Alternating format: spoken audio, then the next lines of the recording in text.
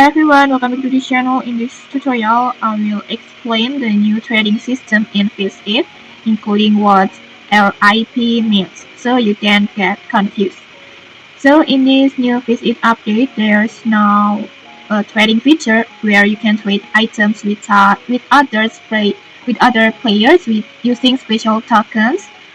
These tokens. And to start trading, you need to go to the trade plaza like this.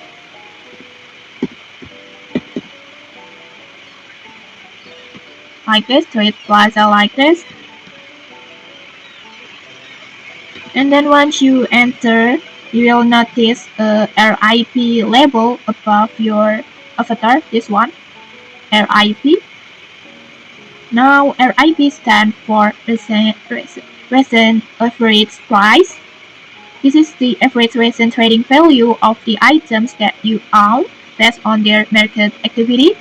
And so yeah, RAP can go up or down over time depending on how players are buying and selling items. But remember, RAP is not your token balance. It only shows the estimate value of your inventory. So if you want to check how many tokens that you have, just look at the bottom left corner over here.